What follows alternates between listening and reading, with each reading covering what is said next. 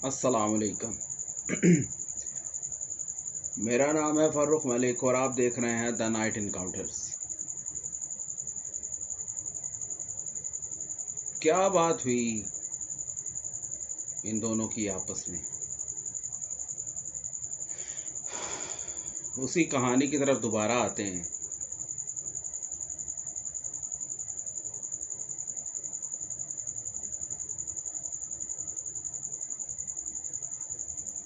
सूफी बरकतुल्लाह को ये पता चल चुका था कि जिससे वो बात कर रहा है वो कोई आम इंसान नहीं है, बल्कि वो इंसान ही नहीं है।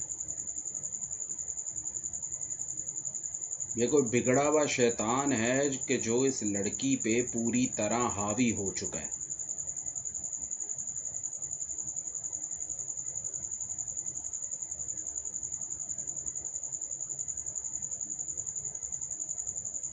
थोड़ी देर खामोशी इख्तियार की। सूफी बरकतुल्लाह फिर उससे मुतवज्जो हुआ। अब वो लड़की आहिस्ता आहिस्ता आहिस्ता आहिस्ता वापस अपने बिस्तर तक आ गई और उठ के बैठ गई।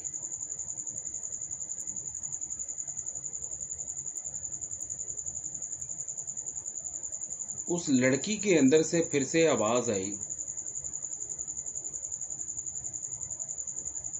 मैं जानता हूं कि तूने इल्म की दुनिया के अंदर 2-4 हरूफ सीख लिए, पर याद रख मैं भी कोई आम शय नहीं हूं।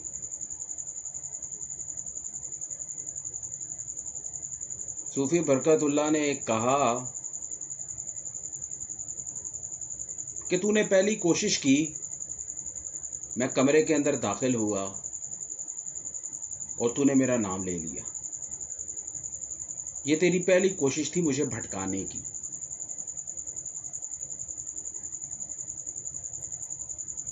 कि तूने ये सोचा कि मैं इसका नाम लूंगा और ये इस परेशानी में पड़ जाएगा कि इसको मेरा नाम कैसे पता चला, और जो मैं करने आया मैं वही भूल जाऊं।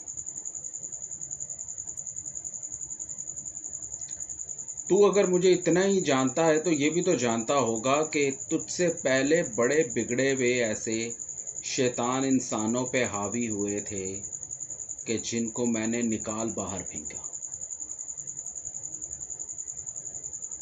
तो सूफी बरकतुल्लाह की बात सुन के उस लड़की के अंदर से आवाज आई, तेरा आज तक सामना जितनों के साथ हुआ है यकीन मान, यकीन जान ले कि मैं उन जैसा नहीं हूं। वो अगर तिफले मकतब के कोई तिफल थे तो मैं उस मकतब का उस्ताद हूं।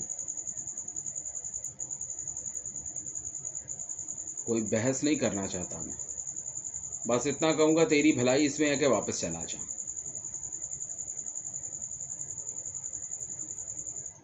एक चुटकी लगे, 1 मिनट लगे और मैं ये पूरे का पूरा घर गिरा सकता हूं, और इस घर के मकीनों के साथ तू भी यहां पे दब के मर जाए। सूफी बरकतुल्लाह ने कहा कोई बड़ी बात नहीं है, घर मैं भी गिरा सकता हूं।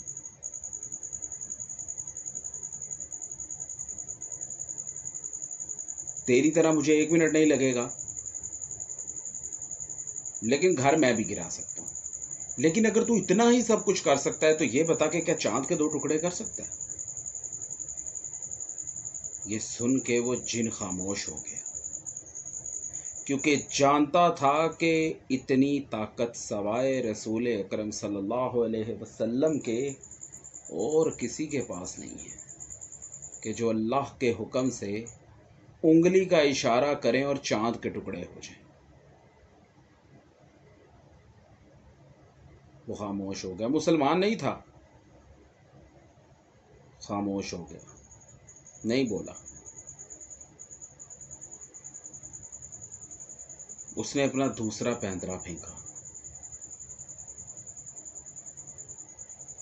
اب یہ دونوں کا مکالمہ چل رہا ہے اور باہر جتنے بھی لوگ ہیں وہ کمرے کے تھوڑے کچھ اندر ہیں، کچھ تھوڑے کمرے سے باہر ہیں، آواز سب تک جا رہی ہے۔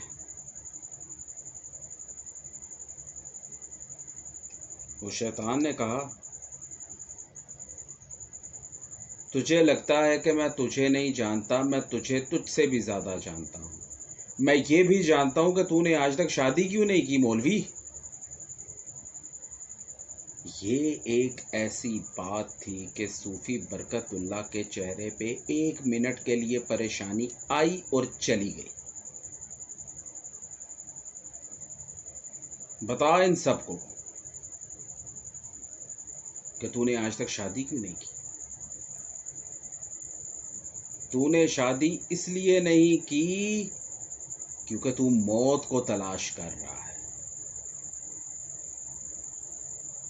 مرنا چاہتا ہے، اسی لیے تو میری ذات کے لوگوں کے ساتھ یا میری ذات کے جتنے بھی ہیں ان سب کے ساتھ تو کبھی نہ کبھی آ کے پنگا لینا شروع کر دیتا ہے۔ لیکن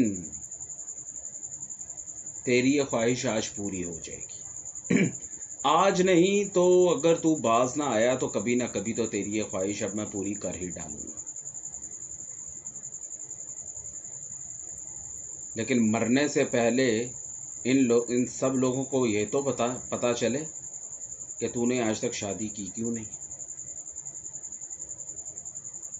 آج بھی تجھے پسند ہے نا وہ کہ جس کے چکر میں جوگ لیے بیٹھا ہے، شیخ کرامت کی بیٹی،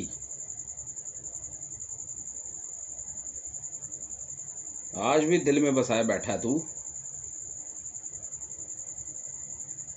یہ سننا تھا کہ سارے لوگ ششدر رہ گئے کہ صوفی برکت اللہ ایک اچھا خاصا نوجوان تھا جس نے اپنی زندگی کے کتنے ایسے سال یوں ہی گزار دیے، اب 33-35 سال یا 38 سال تک کا ہو گیا ہی، تو اس نے کبھی شادی نہیں کی۔ وہ اب یہ کہانی کسی اور طرف جانے لگی تو صوفی برکت اللہ نے غصے سے کہا کہ بدذات زبان بند رکھ، تو کچھ بھی نہیں جانتا، تیرے یہ پینترے باقی سب عام لوگوں پہ چل جاتے ہیں لیکن مجھ پہ نہیں چلنے والے۔ صوفی برکت اللہ نے جو وہ پانی اپنے ساتھ لے کے آیا تھا اس پانی کو ایک ہاتھ میں چلو میں ڈالا اور اس کے اوپر پھینک دیا۔ پانی پھینکنا تھا کہ ایک مدھم سی چیخ نکلی، لڑکی بے ہوش ہو کے زمین پہ گر گئی اور پورے کمرے میں سکتہ طاری ہو گیا۔ صوفی برکت اللہ نے لوگوں کو کہا کہ اٹھاؤ اس لڑکی کو اور بستر پہ لٹاؤ۔ بستر پہ لٹا دیا گیا۔ کتنی دیر صوفی برکت اللہ اس کے اوپر پانی کے چھینٹے مارتا رہا، کمرے کے اوپر چھینٹے مارتا رہا، پڑھائی کرتا رہا۔ آدھا گھنٹہ پونا گھنٹہ لگا، اس کے بعد جا کے کہیں اس لڑکی کو آہستہ آہستہ ہوش آیا۔ صوفی برکت اللہ سے پوچھنا چاہ رہے تھے سب کے سب کہ جناب یہ کیا ماجرا ہے کہ کیا وہ چلا گیا؟ صوفی برکت اللہ نے کوئی بات نہیں کی، صرف اتنا کہا کہ مجھے دوبارہ سے وضو کرنا اور میں نے نماز پڑھنی ہے، اس کے بعد جو بات ہوگی وہ بعد میں کروں گا۔ وضو کے لیے لے کے اس کو وضو کیا، اس نے انہی کے گھر میں نماز پڑھی۔ نماز پڑھنے کے بعد صوفی برکت اللہ نے ان گھر کے جو بڑے لوگ تھے، بڑے بزرگ جس کو کہہ لو، یا کہہ لو کہ جو اس گھر کے بڑے سربراہ تھے، ان کو بلایا اور بلا کے کہا کہ جناب وہ شیطان ابھی اس لڑکی سے گیا نہیں ہے، کچھ دیر کے لیے میں نے اس کو نکالا ہے لیکن وہ واپس آئے گا۔ وہ اس طرح نہیں جائے گا، اس کو بھیجنا پڑے گا اور اس کے لیے بڑی تگ و دو کرنی پڑے گی، لیکن میں کروں گا، میں شیطان کو نکال دوں گا۔ ان لوگوں کا ایمان تھوڑا ڈگمگا رہا تھا، کیونکہ وہ جو اندر بیٹھا تھا، اس لڑکی پہ جو حاوی تھا، وہ اس کی باتیں سن کے یوں لگ رہا تھا کہ جیسے وہ چٹکی میں صوفی برکت اللہ کو مسل کے رکھ دے گا۔ لیکن وہ ایک کہاوت ہے نا کہ گھر کا پیر ہمیشہ ہلکا ہوتا ہے، ان لوگوں کو یہ نہیں پتا تھا کہ صوفی برکت اللہ اصل میں چیز کیا ہے۔